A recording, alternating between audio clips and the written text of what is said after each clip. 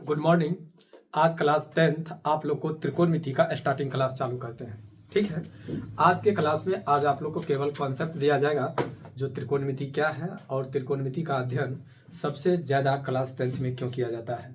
सबसे पहले आप लोग को जानकारी के लिए बतला दें, जो त्रिकोणमिति आपके क्लास 10th में 20 नंबर का पूछता है, 20 नंबर की तैयारी होती है और त्रिकोणमिति पूर्णतः फार्मूला पर आधारित है।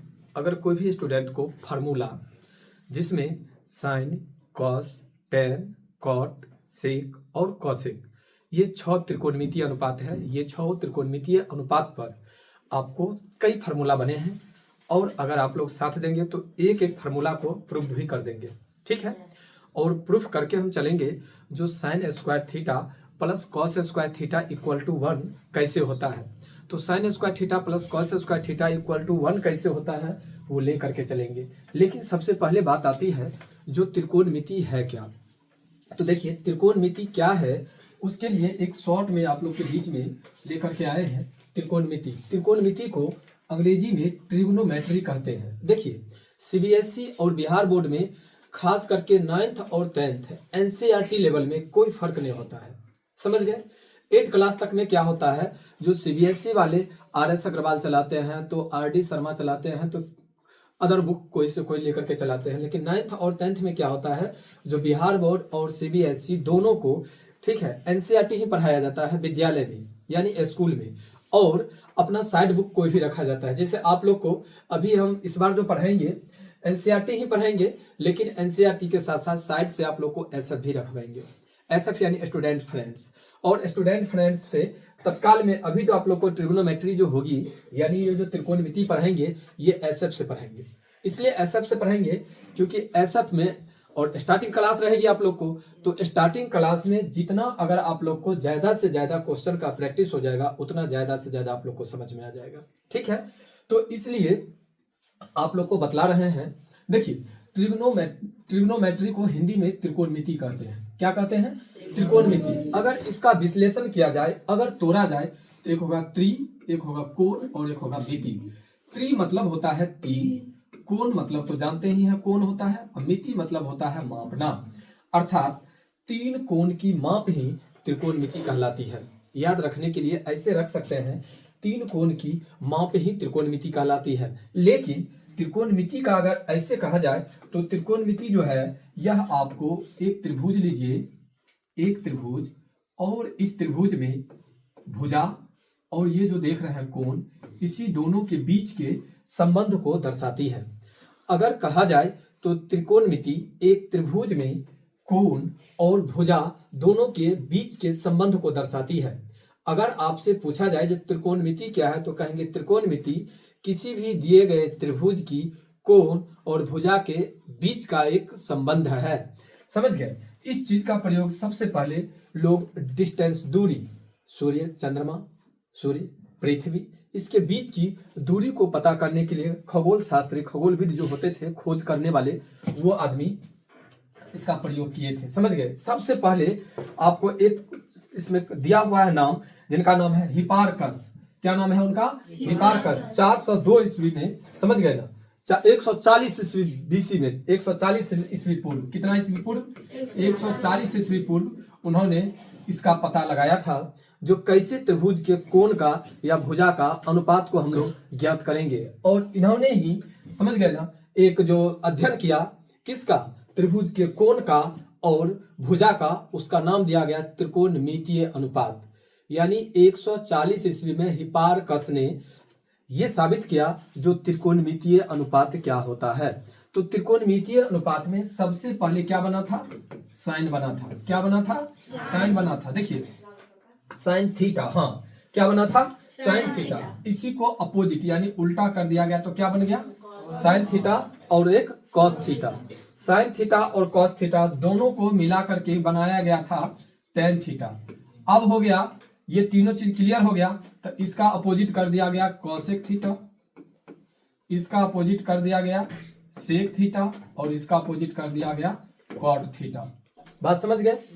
तो साइन कॉस टेन का उल्टा कोसेक, सेक और कॉट में कन्वर्ट कर दिया गया। अब आप लोग को एक दिन पिछले क्लास में हम बतलाए थे जो त्रिकोणमिति तीन कोणों की माप है, यानी कोणों की माप का अध्ययन करते हैं, उसके अकॉर्डिंग एक समकोण त्रिभुज लिया था मैंने। देखिए ये समकोण त्रिभुज है, इसमें ये 90 डिग्री है। आप यहां पर नाम दे दीजिए ए बी सी, हो गया। अब जो बचपन से हम लोग पढ़ते आए हैं, जो आप लोग बचपन से पढ़ते आए हैं, जो खड़ा है वो लंब है, दे दीजिए। जो सोया है वो आधार है, और समकोण के सामने वाली भुजा कर्ण है।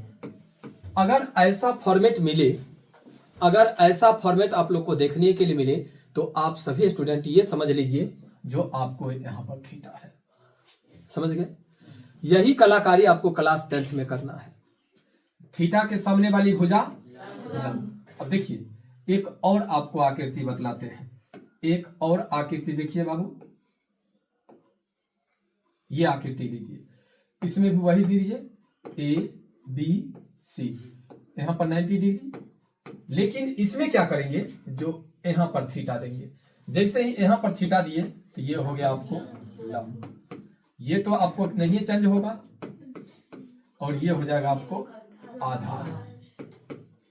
देखिए समझिएगा थोड़ा अच्छा से, जो थीटा के सामने वाली भुजा लंब, अगर आप लोग क्लास 10th में है, त्रिकोणमिति पढ़ रहे हैं, एकदम आसानी भाषा में समझ लीजिए, थीटा के सामने वाली भुजा लंब, कर्ण चेंज नहीं होता है, जो बचेगा वो आधार।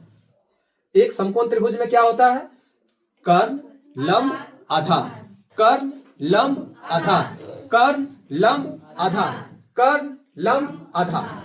क्लियर है। अगर ये तीनों चीज समझ गए तो देखिए, कर्ण को अंग्रेजी में हाइपोटेनस कहते हैं, कर्ण को अंग्रेजी में हाइपोटेनस कहते हैं, और वही हाइपोटेनस का शॉर्ट में एच। क्लियर। कर्ण को अंग्रेजी में हाइपोटेनस और उसी का शॉर्ट में एच।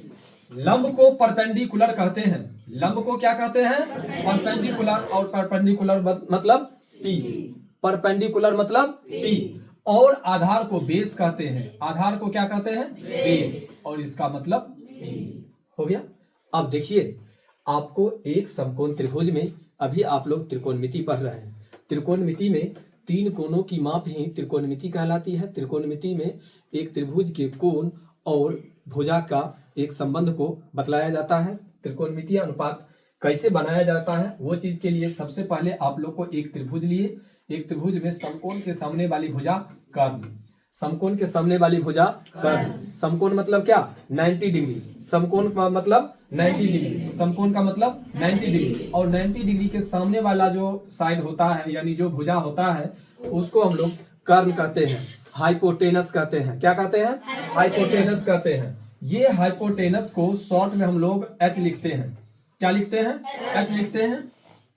और थीटा जहां पे रहती है, थीटा के सामने वाला भुजा जो होता है वो आपको लंब होता है। थीटा के सामने वाली भुजा क्या होता है, लंब होता है। थीटा के सामने वाली भुजा क्या होता है, लंब होता है। थीटा के सामने वाली भुजा क्या होता है, लंब होता है। और लंब को परपेंडिकुलर बोलते हैं, लंब को क्या बोलते हैं, परपेंडिकुलर बोलते हैं। लंब को क्या बोलते हैं, परपेंडिकुलर बोलते हैं। अगर परपेंडिकुलर बोलते हैं तो परपेंडिकुलर का पी, परपेंडिकुलर का पी, और जो बच गया वो आधार, जो बच गया वो आधार। अब क्या बचेगा भाई, एक त्रिभुज में तीन ही भुजा न होती है, तीन भुजा होती है तो कर्ण का बात खत्म, लंब का बात खत्म, तो एक ही भुजा बचेगी ना, तो उस भुजा का नाम क्या देंगे, आधार। उस भुजा का नाम क्या देंगे, आधार। उस भुजा का नाम क्या देंगे, आधार। कोई दिक्कत, आधार। और आधार को अंग्रेजी में क्या कहते हैं, बेस, और बेस को हम लोग क्या कहेंगे, बी से इंडिकेट करेंगे। कोई दिक्कत। अब ध्यान में रखना है, जो ये चीज तो हम लोग को समझने के लिए हो गया भाई, समझ तो गए हम लोग, लेकिन समझने के साथ साथ सर तो बतलाए थे जो डिपेंड करता है थीटा पर। नहीं, हम लोग तो अभी तक ये सीखते आए थे, जो सोया हुआ है तो आधार है, खड़ा है तो लंब है, समकोण के सामने वाली भुजा कर्ण है। तो यहां पर केवल ये ध्यान रखना है जो थीटा कहां है। अब ये सोया हुआ बैठा हुआ वाला बात नहीं चलेगा, अब यहां पर क्या चलेगा, थीटा।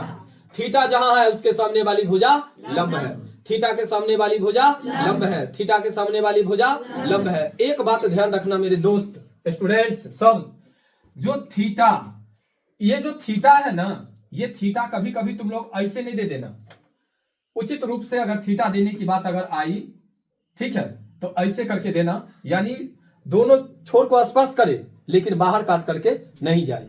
दूसरी बात, थीटा कहीं कहीं पर नहीं लिखेगा, जैसे आपको लिख देगा ऐसे साइन ए, अगर ए लिख दिया इसका मतलब कि थीटा ये है। अगर यह जगह लिख दे साइन सी तो थीटा कहां होगा, यहां पर। थीटा कहां पर होगा, सी पर, यानी सी लिखने का मतलब थीटा ही लिखा है, ए लिखने का मतलब थीटा लिखाया है, ए का मतलब थीटा लिखाया है, सी का मतलब थीटा लिखाया है। ये बात समझ में आ गई ना। तो अब हम लोग चलते हैं एक चीज और समझने के लिए। देखो, एक समकोण त्रिभुज ले लिए, एक समकोण त्रिभुज में ए हो गया, बी हो गया, सी हो गया, ठीक है। ये 90 डिग्री का एंगल है। अगर मान लो यहां पर अगर दे दिए तो ये थीटा है, ये आपको लंब हो गया, लंब को पी से, कर्ण को एच से और आधार को बी से। हो गया सेटिंग।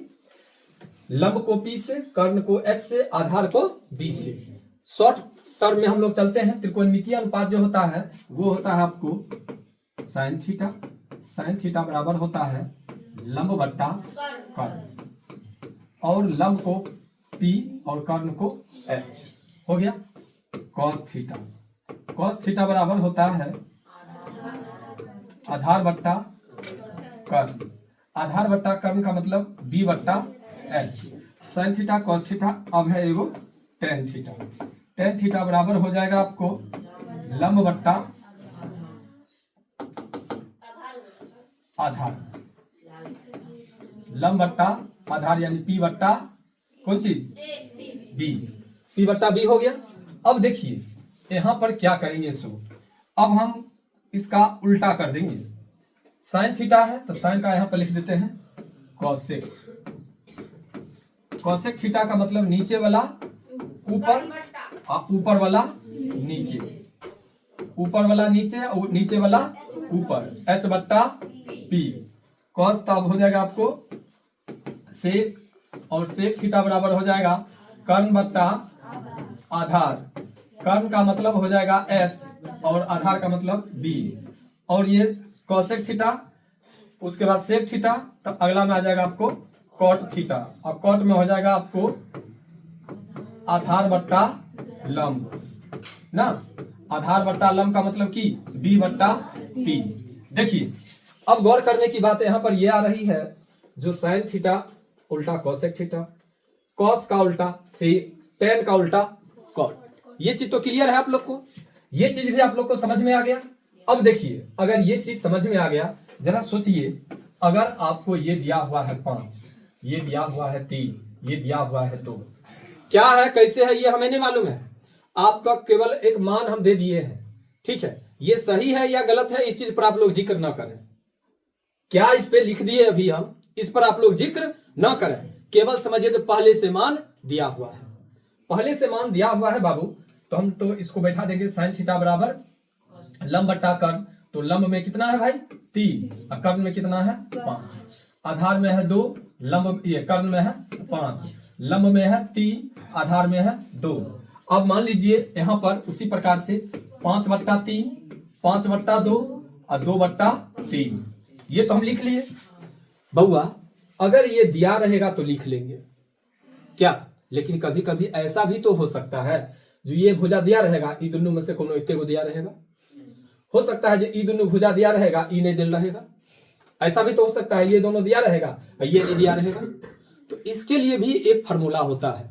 सबसे पहले देखिए, अभी आप लोग के बीच में लेकर के आए त्रिकोणमिति को, और त्रिकोणमिति चालू क्या कर दिए, आप लोग को फार्मूले से स्टार्टिंग है ना। देखिए सबसे पहले आप लोग को बतला दें, जो त्रिकोणमिति फार्मूला बेस है, त्रिकोणमिति फार्मूला बेस है, तो आप लोग को फार्मूला आना चाहिए। अगर फार्मूला नहीं आएगा तो क्वेश्चन नहीं बनेगा। देखिए ये हो गया, ये एक हुआ जो स्टूडेंट को उतारना होगा, ठीक है, स्क्रीनशॉट कर लेंगे केवल।